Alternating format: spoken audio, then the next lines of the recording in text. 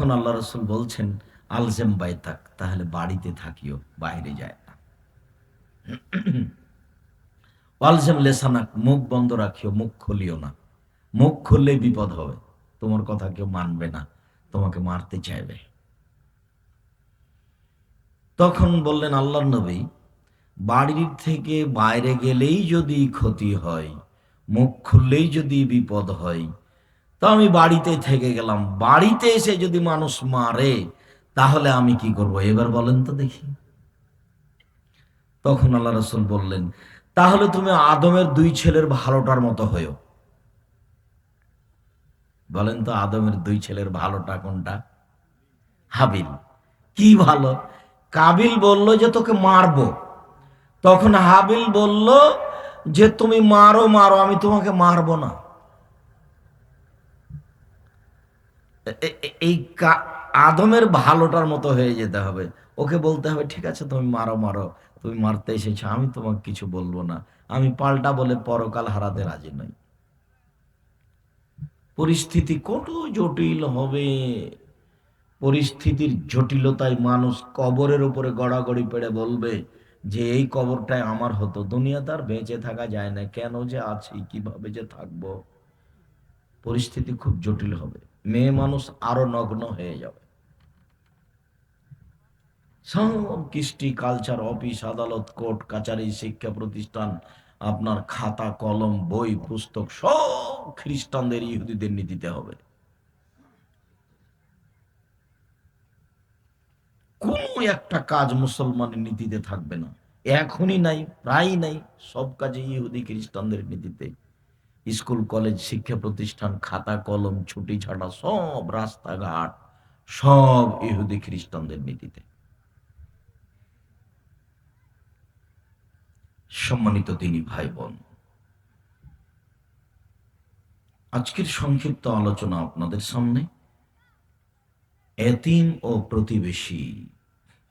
যেসব মাধ্যম দিয়ে সহজে জান্নাত পাওয়া যায়, তার একটি বড় মাধ্যম এতিম। যেসব মাধ্যম দিয়ে সহজে জাহান্নাম হয়, তার একটি বড় মাধ্যম প্রতিবেশী। দিন যত যাবে সামাজিক অবস্থা তত খারাপ হবে। প্রতিবেশী তো আমাকে মারতে চাইবেই। আমার বাপকে আমি মারব, আমার ভাইকে আমি মেরে দেব। তখন সাহাবীগণ বলছেন, বলেন কি, বাপকে মানুষ মারে? তাহলে লেইসালানা ও কলোনা, আমাদের বুদ্ধি বিবেক থাকবে না? এটা কথা হলো আমরা বাপকে মারব? তখন আল্লাহ রসুল বলছেন, বলো কি তুনজ আকসর ওকুলে জালেকা জামান, ওই যুগের প্রায় মানুষের বিবেককে তুলে নেওয়া হবে, মানুষের মানবতাই থাকবে না, মানুষ সব হয়ে যাবে পশু প্রাণীর মতো। বুঝেও বোঝে না ওরা, অন্তর আছে বোঝে না, দেখেও দেখে না ওরা, চক্ষু আছে দেখে না, শুনেও শোনে না ওরা, কান আছে শোনে না। উলায়েকা কালা আনাম, তারা পশু প্রাণীর মতো, তারা গরু ছাগলের মতো, তারা কুকুর স্ত্রীগালের মতো, ভালো হওয়া জাল বরং তার চেয়ে খারাপ। আল্লাহ বলছে, চোখ তো আছে, দেখছে তো, ভালো দেখছে মন্দ কর দেখছে, কিন্তু রাত দিন খারাপ নিয়ে ব্যস্ত। বড় মোবাইল মানে দিন রাত ল্যাংটা মেয়ে নাচে মোবাইলে,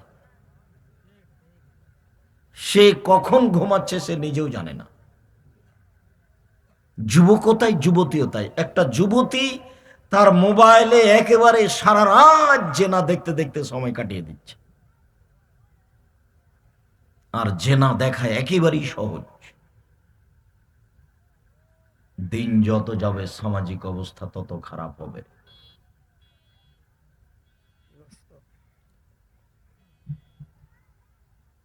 মহান আল্লাহ বলেন, আবুদুল্লাহ ওয়ালা তুশরিকু বিহি শায়া, পৃথিবীর মানুষ তোমরা এক আল্লাহর ইবাদত করো, তার সাথে বিন্দুমাত্র শরীক করো না। শরীকের ফলাফল জাহান্নাম। অনেকগুলি কাজের বিনিময় জাহান্নাম, তার একটা বড় মাধ্যম হলো শিরক। শিরকের বিনিময় জাহান্নাম। শিরকই এমন একটা পাপ যেটা বিচারের মাঠে ক্ষমা হবে না, আরগুলি ক্ষমা হবে বলে আশা করা যায়।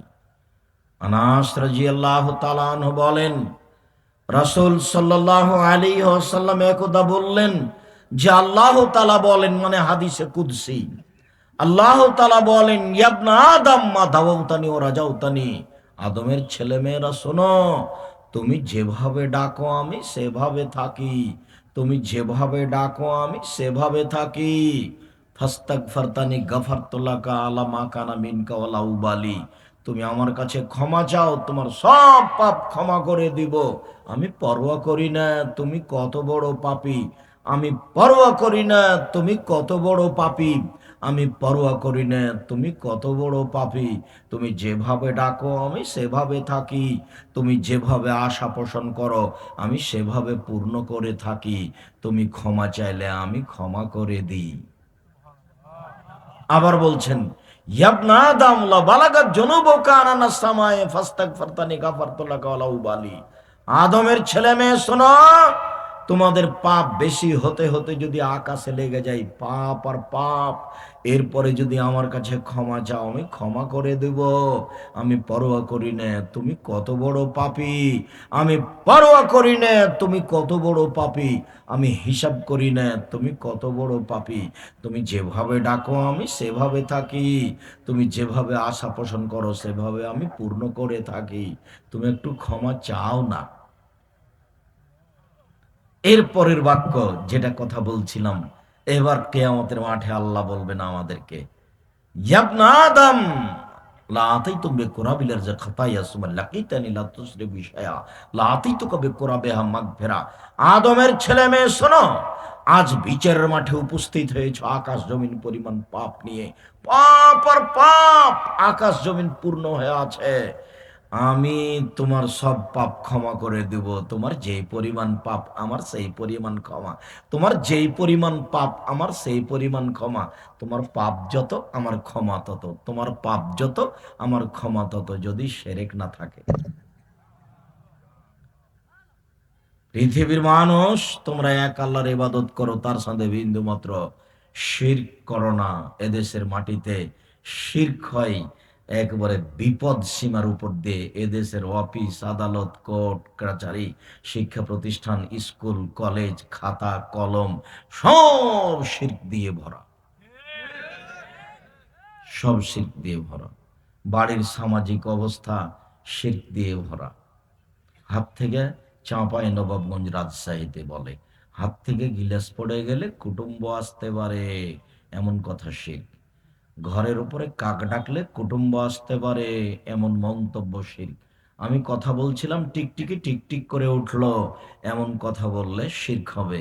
তুলসী গাছ তুলে ফেলা যায় না, এই কথা বললে শিরক হবে। লোকটা মারা গেছে, 40 দিন ওই ঘরে বাতি জ্বালিয়ে রাখতে হবে, এমন কথা বললে শিরক হবে।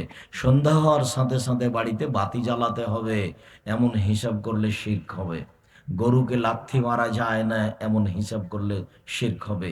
যেই কুলা চাঁপাইনবাবগঞ্জের ভাষাতে ধান চাউল ঝেড়ে দেওয়া হয় যাতে, তাকে বলা হয় চাঁপাইনবাবগঞ্জের ভাষাতে কুলা। সেই কুলাতে যদি ছেলেরা মেয়েরা পা দেয় তাহলে কুলক্ষণী হলো, এমন কথা বললে শিরক হবে। জুতা পায়ে দিয়ে ধানের উপরে চাউলের উপরে হাঁটা যায় না, এমন কথা বললে শিরক হবে। চুলাতে পা দেওয়া যায় না, এমন কথা বললে শিরক হবে। ভাতের পাতিলে পা লেগে গেলে কেমন কেমন লাগলো, এমন কথা বললে শিরক হবে। ফরজ গোসল ফরজ হয়েছে, গোসল করেনি, তাই বাড়ির বৌমা রান্না বান্না করতে পারে না, বেগুন কাটতে পারে না, সিম গাছ থেকে সিম ছিঁড়ে আনতে পারে না, গোসল না করে কিছু করা যায় না, এমন কথা বললে শিরক হবে। দিনাজপুরে এক বাড়িতে রাতে আছি, তো হেডমাস্টার উনি বলছেন, ভাইজান আমার চৌকি থেকে নিয়ে বাহির পর্যন্ত চট বিছানো আছে, কেন বলতে পারেন? বলে হ্যাঁ, আমি তো বলতে পারছি না কেন যে বিছিয়ে রেখেছেন। ভাইজান ফরজ গোসলের যদি প্রয়োজন হয়ে যায়, স্বামী স্ত্রীর মিলনের পরে অপবিত্র পা মাটির উপরে রাখলে মাটি অভিশাপ করবে, এই জন্য বিছান থেকে নিয়ে স্যান্ডেল পর্যন্ত চট দিয়ে রেখেছি। আর আপনাদের এলাকাতে আছে যে স্বামী স্ত্রী মিলনের পরে বিছানা ধুইতে হবে, চাদর ধুইতে হবে, কাপড় ধুইতে হবে, ছায়া ধুইতে হবে, আরো কত কি আল্লাহ ভালো জানে। শিরকের অবস্থা দেখলে আপনার গাইবান্ধা রংপুর এইসব এলাকার বিবাহের দৃশ্য আমার মনে পড়ে। রংপুর, লালমনিরহাট, নীলফামারী, কুড়িগ্রাম, পঞ্চগড়, ঠাকুরগাঁ, জয়পুরহাট, বগুড়া, গাইবান্ধা এসব ডিস্ট্রিক্টের বিবাহ পড়ানোর দৃশ্য আমার মনে পড়ে। এসব কথা স্মরণে আসলে ওইসব এলাকাতে মেয়ে যেখানে বসে থাকে ওখানে বিবাহ পড়াতে যায়, মাওলানা সাহেব যায়, কাজী সাহেব যায়, আরো কে কে যায়, চ্যাংড়া পিলে যায়, হইচই করে। তারপর ওখানে গিয়ে বলে, অমুক নিবাসী অমুক এত টাকা নগদ, এত টাকা বাকিতে তোমাকে বিবাহ করতে এসেছে, তুমি তাকে স্বামী সত্ত্বে কবুল করো। আবার সেখানে উকিল বাপ হয়, উকিল বাপই হারাম। উকিল বাপ শব্দটা আমি পেশাব করে দিতে বলেছি, উকিল ধরা শব্দটা পেশাব করে দিতে হবে, দিয়ে বলতে হবে যে আমি নরসিংদী জেলার মানুষ, এতদা অঞ্চলে বলছি, আজ থেকে আর বিবাহের বৈঠকে কোনোদিন উকিল ধরিব না, উকিল শব্দটাতে পেশাব করিয়ে দিলাম। উকিল তোর বাপ, ওর বাপ ছাড়া তো বিবাহ হবে না। যত বিবাহ হচ্ছে কোর্ট কাছারিতে সব বাতিল, বাপ ছাড়া বিবাহ বাতিল, বিবাহ বাতিল, বিবাহ বাতিল। এই কথা আমি বলিনি, এই কথা মোহাম্মদ সাল্লাল্লাহু আলাইহি সাল্লাম বলেছেন। মান্না কাহাত বেগাইরে ইজনে ওয়ালিহা, যে ব্যক্তি বাপ ছাড়া, বাপের অনুপস্থিতিতে, চাচা ছাড়া, চাচার অনুপস্থিতিতে, দাদা ছাড়া, দাদার অনুপস্থিতিতে, নিজ ভাই ছাড়া বা এদের উপস্থিতিতে দায়িত্বশীল ব্যতীত এমনিতেই বিবাহ বসে গেল, সে বিবাহ বাতিল, সে বিবাহ বাতিল, সে বিবাহ বাতিল। ওর মিলন জেনা, ওর মিলন জেনা। 7 ছেলের মা হলো জেনা, সবাই অবৈধ। কোর্টের বিবাহ বাতিল, তাকে আবার বিবাহ পড়াতে হবে। উকিল বাপও হারাম। উকিল কেন, উকিল বাপ কেন?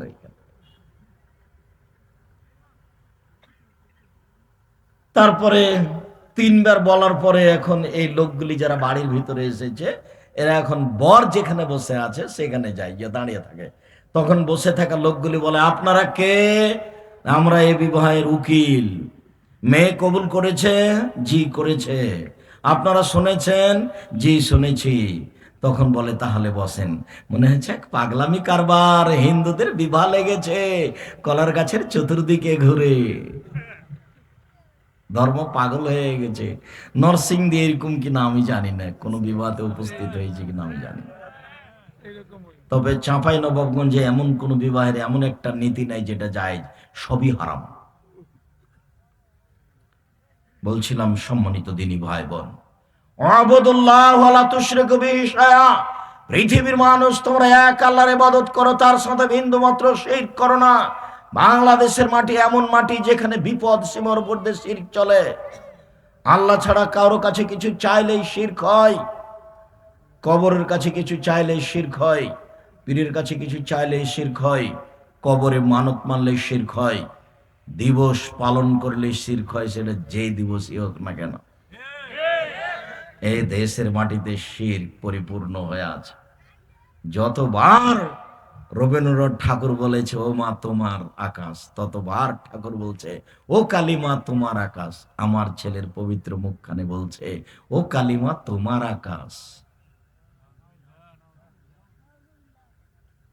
রবীন্দ্রনাথ ঠাকুর 50 লাইনের কবিতা লিখেছিল, 25 লাইন চলছে। রবীন্দ্রনাথ ঠাকুরের চরিত্র পড়বে কে? বঙ্কিমচন্দ্রকে জানবে কে? সবাই পাগল, সবাই ইহুদি খ্রিস্টানদের নীতি নিয়ে ব্যস্ত। টাকায় যা টাকা পয়সা হয়েছে লন্ডন আমেরিকা ব্যাংকে রাখবে, যখন ওরা দেখবে টাকা বেশি হয়েছে তখন বলবে অ্যাকাউন্ট বন্ধ, এখন যাও।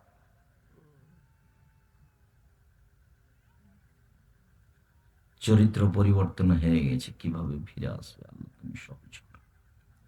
অবিল ওয়ালিদাইনি ইহসানা, পৃথিবীর মানুষ তোমরা বাপ মায়ের সাথে ভালো আচরণ করো। আল্লাহর সাথে ভালো আচরণ করো মানে শিরক করো না। বাপ মায়ের সাথে ভালো আচরণ করো। যেদিন মা চুমা খেতে পারে সেদিন মাকে শ্রদ্ধা করতে হবে, তার নাম শ্রদ্ধা নয়। যেদিন মা শতবার আব্বু খাও বলে আদর করে সেদিন মাকে সম্মান করতে হবে, সেদিন আসলে তার নাম সম্মান নয়। যেদিন সকালে দেখতে পাচ্ছি যে এই বাড়িতে সবচেয়ে খারাপ মানুষ আমার মা, যা কিছু বলে উল্টা বলে, আমার মাকে আমার বউকে অকথ্য ভাষায় গালি দেয়, যা বলছে সবকিছু উল্টা বলছে। পয়সা ইনকাম করি আমি, আর আমার মা আমার বোনের ছেলেকে ভালোবাসে, অবাক কথা। আমাকে দেখতেই পারে না, যা বলে সবই উল্টা। উল্টা বলে এই কথাও ঠিক। এই বাড়িতে সবচেয়ে খারাপ মানুষ আমার মা আর বাপ। সেই দিন বাপ মাকে ভালোবাসার নাম ভালোবাসা। মা উল্টা কথা বলছে, এই কথাই ঠিক। মা উল্টা কথা বলছে, এই কথাই ঠিক। এর পরেও একবারে এরকম শব্দ বলা নিষেধ আছে। ও কত বড় সম্মানী, ছেলের কাছে মেয়ের কাছে এটা ভাষা দিয়ে উল্লেখ করা কঠিন। আর মা যে সময়তে দুধ খাওয়ায় লালন পালন করে, ওই সময়কার কষ্ট কেউ ভাবতে পারে না। কদিন পরে মাও ভুলে যায়, ছেলে তো ভুলে যাই। নিজেরটা যখন আবার আসে তখন বোঝা যায় যে একটা বাচ্চা 2 মাসের, কিছু করার ক্ষমতা নাই, কত অসহায়, পেশাব গায়ে লেগে থাক, পায়খানা গায়ে লেগে থাক, কিছুই করার নাই, সব তার মা করে। এরপর মা আজকে শত্রু দেখা যাচ্ছে, এখন নাকি বউ কিছুই সব। মনে হচ্ছে যেন বইয়ের কোলে এই ছেলেটা ধপ করে পড়েছে, এর মা নাই, এর বাপ নাই।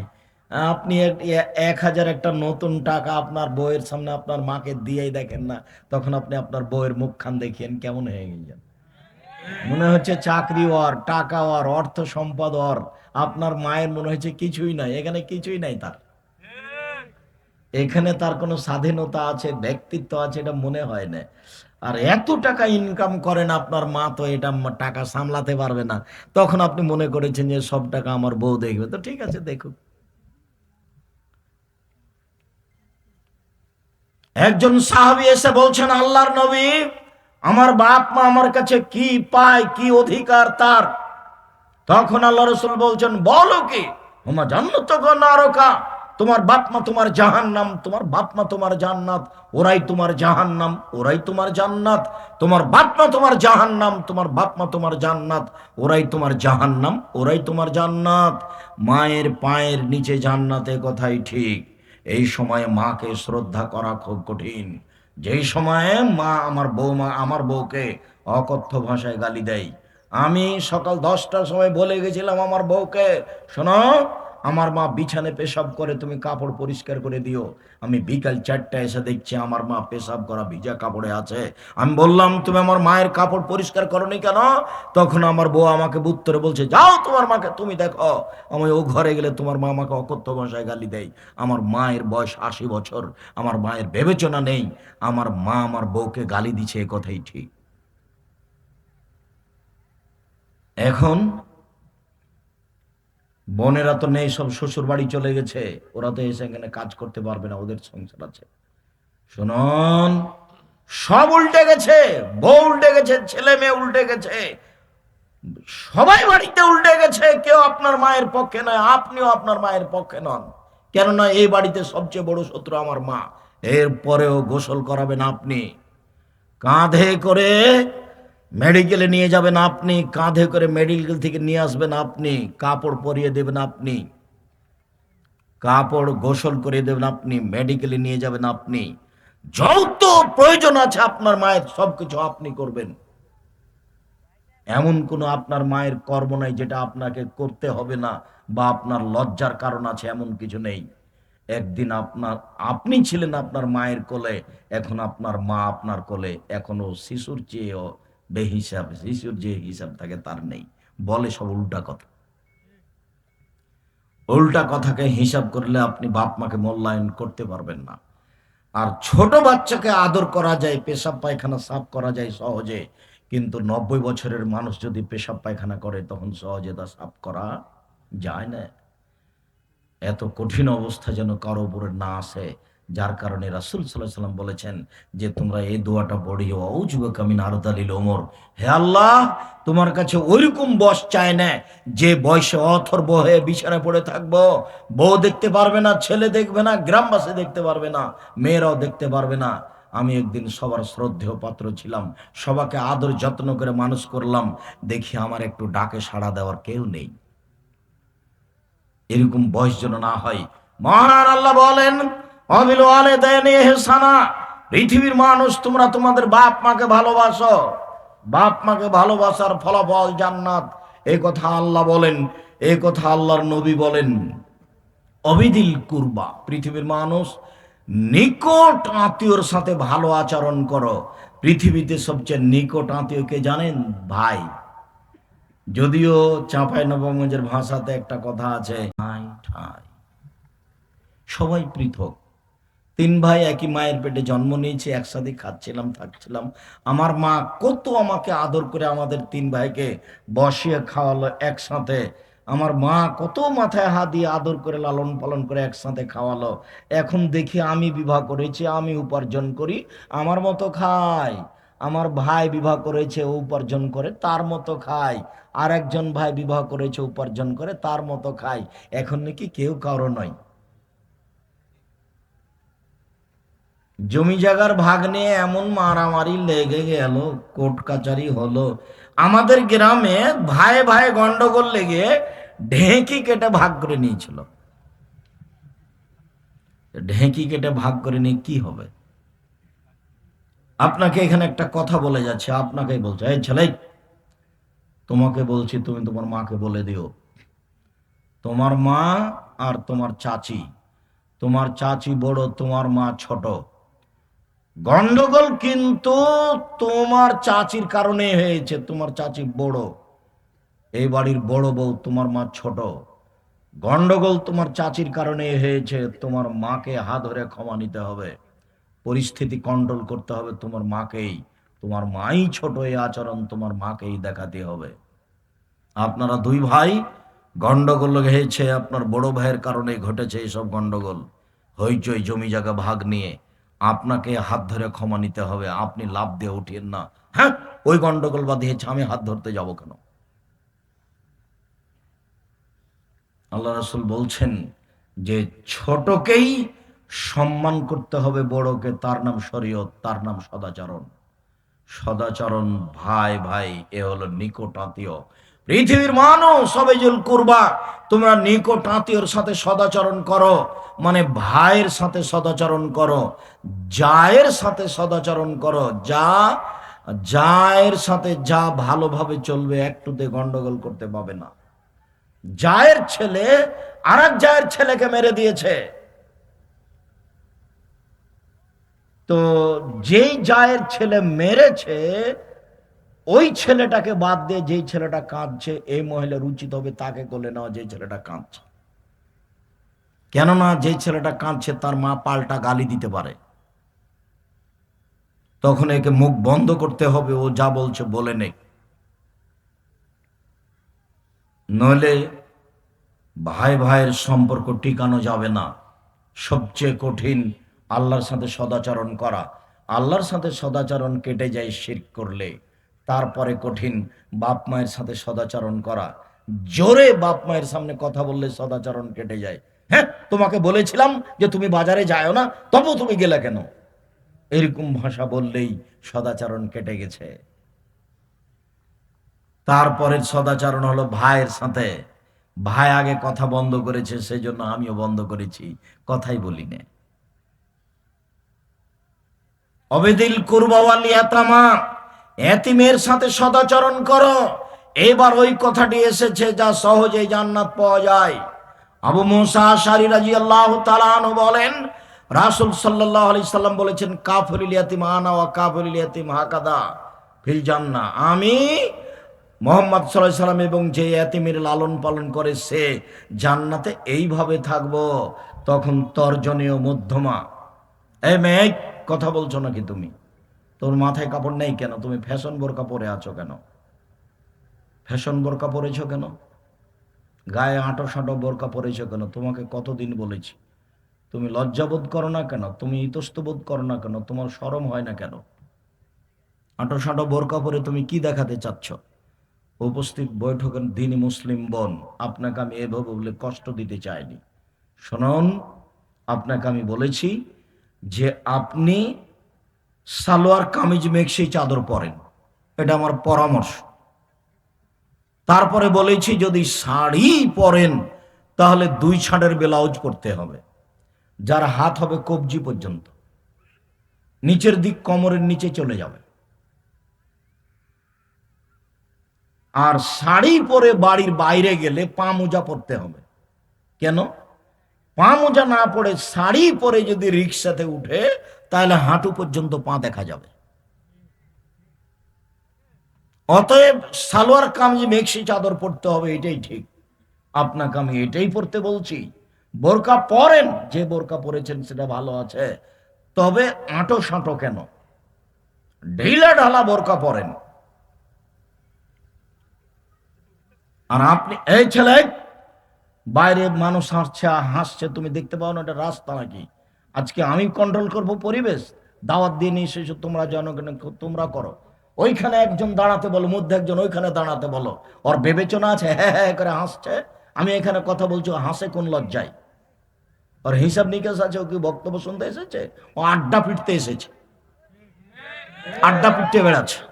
ওর কোন লজ্জায় আমি কথা বলছো ওখানে হি করে হাসে?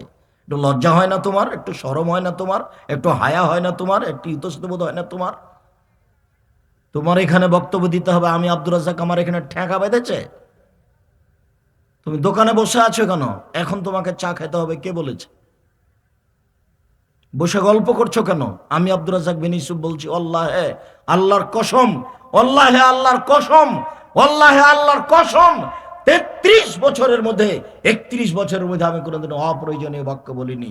৯০ সাল থেকে বক্তব্য দিচ্ছি, কোনোদিন অপ্রয়োজনীয় বাক্য বলিনি, কোনোদিন কেসা কাহিনী বলিনি, কোনোদিন কোনো মানুষের বিরুদ্ধে কথা বলিনি। এই ৯০ সাল থেকে না আজ পর্যন্ত কোনোদিন মানুষের কাছে পথ খরচ পাথেও চাইনি। তুমি বিরুদ্ধে বলে কি হবে? তুমি কি করতে পারো? তুমি কি জানো? তুমি কি বুঝো? দীর্ঘ ৯০ সাল থেকে না আজ পর্যন্ত ৩১, ৩২, ৩৩ বছরে আমি কোনোদিন আমার একটা পদক্ষেপ আমার স্বার্থে কোনোদিন ফেলিনি। আপনার কাছে আমি পথ খরচ চেয়ে ছেড়ে যদি প্রমাণ হয়ে যাই, আমার জীবনে আমি কোনোদিন বক্তব্যই দিব না। দীর্ঘ ১৫-২০ বছর থেকে এই যে শরীফ ভাই আমার সাথে আছেন, নিয়েছেন, তারা আমাদেরকে দিন রাত আমাকে বিদায় করে।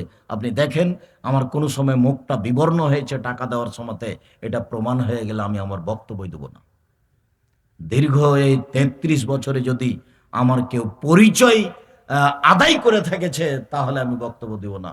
আমাকে যদি চাপ দিয়ে বলেছে যে আপনি কি পড়াশোনা করেছেন একটু পরিচয়টা বলেন না, লিখবো, তখন আমি বলেছি আমার নাম আব্দুর রাজ্জাক আর আমার বাপের নাম ইউসুফ, বাপ বেটা মিলে আব্দুর রাজ্জাক বিন ইউসুফ। এর চেয়ে বেশি আমি কোনোদিন বলিনি। বলুক যে আব্দুর রাজ্জাক সাহেব চেয়ে বেশি বলেছে, প্রমাণ করেন দেখি। আমি আপনার জন্য এসেছি, আপনার আমি কিছু না কিছু উপকার করবই করবো ইনশাল্লাহ। আর এই ছেলে, তোমাকে বলছি, তোমার বাপকে বলছি, তোমার মা এখানে ফ্যাশন বোরকা পরে বসে আছে, তোমার বাপের আত্মমর্যাদা নেই। এই জন্য তোমার বাপ একটা কাপুরুষ মানুষ। তোমার বাপকে আমি অপমান করতে আসিনি, এটা আমার প্রয়োজন নেই। তবে তোমার বাপ দায়ী সে তাহাজ্জুদ পড়ে জাহান্নামে চলে যাবে, এটা আমি চাই না। আমি অনুরোধ জানিয়েছি, চোখ যেভাবে ঘুরে বউ সেভাবে চলে, তার নাম ক্ষমতা। চোখ যেভাবে ঘুরে বউ সেভাবে চলে, তার নাম ক্ষমতা। পুরুষে বসবাস করতে হবে, মহিলা আমার অধীনে থাকে। কেন ফ্যাশন বোরকা পরে এসেছে? আসবে কেন? কোন সাহসে আসে? কেন তাকে বাজার করতে যাওয়া লাগে? ৫ দোনার বাজারে তাকে যেতে হবে কেন? স্বামী কি মরে গেছে? বেটা কি মরে গেছে? ভাইয়েরা কি মরে গেছে? দেশবাসী মরে গেছে নাকি? তাকে বাজারে যেতে হয় কেন? কোন লজ্জায় যায়? তার আত্মমর্যাদা নেই? আত্মমর্যাদা থাকা দরকার। কই, আমরা তো কোনোদিন হাট বাজারে যাই না, চলছে তো আমাদের, আমরা তো বেঁচে আছি, বেঁচে তো আছি পৃথিবীতে। আত্মমর্যাদা থাকা দরকার একটু। আব্দুর রাজ্জাক সাহেব, আত্মমর্যাদা কি? আত্মমর্যাদা বুঝো না? ১ মিনিট। উমর রাদিয়াল্লাহু তাআলা আনহু, আল্লাহ রাসূল জান্নাতে ঘুরছিলেন, স্বপ্নে একটা ঘর দেখলেন, খুব দামি টকটকে ঝকঝকে ঘর। তখন ভাবছেন, সুবহানাল্লাহ, ঘরের বাহির যদি এত সুন্দর হয়, ভিতরেই বা কত সুন্দর। ঘরটা যে কার? দেখে একজন বৃদ্ধা মহিলা পাশে, এই মহিলা বলতে পারে ঘরটা কার? তখন মহিলা বলছে, জি, এই ঘর উমারের। তখন আমার মনে হলো যে আমি একটু ঘরটার ভিতরটা দেখি, কিন্তু মনে পড়লো উমারের আত্মমর্যাদা। এত বড় মানুষের ঘরে ঢুকবো কি করে? তার একটা দাম আছে, তার একটা মর্যাদা আছে। আমি তার আত্মমর্যাদাকে হিসাব করে ঘরে ঢুকতে পারিনি। এর নাম আত্মমর্যাদা। বুঝা গেল না আত্মমর্যাদা কাকে বলে? আল্লাহর নবী একদিন উটের পিঠে চড়ে চলে যাচ্ছেন, তখন আবু বকর সিদ্দিক রাদিয়াল্লাহু তাআলা আনহুর বড় মেয়ে আসমা, যার স্বামী হচ্ছেন জুবায়ের, গরিব মানুষ।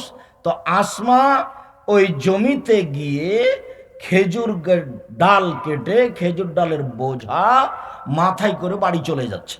তখন আল্লাহর নবী বললেন, আসমা তুমি কি আমার উটের উপরে আসবে? আসো, তুমি একটা বোঝা মাথায় করে যাচ্ছ। তখন আসমা বলছেন, না, আমি আমার স্বামীর আত্মমর্যাদাকে হিসাব করি, আমি আর একজন পুরুষের উটের পিঠে উঠতে পারি না। আমার স্বামীর আত্মমর্যাদাকে আমি হিসাব করি, আমার স্বামী গরিব মানুষ হোক না কেন। এর অর্থ এই নয় যে আমি আর একজন মানুষের উটের পিঠে উঠবো। আমি উঠলাম না, আল্লাহ রাসূল আমাকে কিছু বললেন না, চলে গেলেন। আমি বাড়িতে গেলাম, আমি বললাম, স্বামী জুবায়ের শোনেন, ঘটনা এই, রাস্তায় আল্লাহ রসুলের সাথে আমার দেখা, আল্লাহ রসুল আমাকে এইভাবে বললেন। তখন আমি তোমার আত্মমর্যাদাকে হিসাব করে তার উঠে উঠিনি।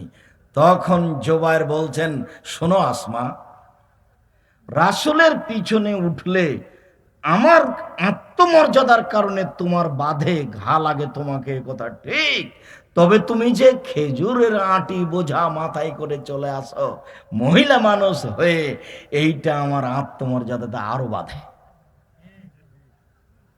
এটা আমাকে আরো কঠিন লাগে।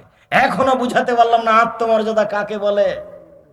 ওয়াইমের রাদিয়াল্লাহু তাআলা আনহু বলছেন, আল্লাহর নবী, আমি যদি কোনো পুরুষ মানুষকে আমার স্ত্রীর সাথে অশ্লীল কাজ করতে দেখি তো কি করব? তখন আল্লাহ রাসূল বলছেন, 4টে সাক্ষী খুঁজবা। তখন বলছেন, বলেন কি? এই সময় আমি কোথায় সাক্ষী খুঁজে বেড়াবো? বলে, তুমি যদি সাক্ষী খুঁজতে না পারো তো মুখ খুলবে না, নাহলে তোমাকেই পিটাবো আসি লাঠি। তখন বলছেন আল্লাহ রাসূল, আমার আত্মমর্যাদাতে বাধা দেয়, ওরকম আমি দেখলে আমি তাকে মেরে দেবো, তারপরে কোনো কথা, ওকে তরবারি দিয়ে মারবো। তখন আল্লাহ রাসূল বলছেন, দেখছো দেখছো তোমরা ওমায়ের আত্মমর্যাদা কেমন। শোনো, ওমায়ের আত্মমর্যাদাতে যেমন বা ঘা লেগেছে বইয়ের সাথে আর একজনকে অশ্লীল কাজ করবে সেই জন্য, তার চেয়ে আত্মমর্যাদা আমার বেশি, আমার চেয়ে আত্মমর্যাদা আল্লাহর বেশি। আল্লাহ যখন কাউকে জেনা করতে দেখে তখন তার আত্মমর্যাদাতে ঘা লাগে। ছি ছি ছি, আমি তো নারীর ব্যবস্থা করেছি, আমি তো বইয়ের ব্যবস্থা করেছি, বই একটা করুক না, 2টা করুক না, 3টা করুক না, 4টা করুক না, আগে সে জেনা করতে গেল কেন? এইটা দেখে আল্লাহর কাছে সবচেয়ে বেশি আত্মমর্যাদা বাঁধে।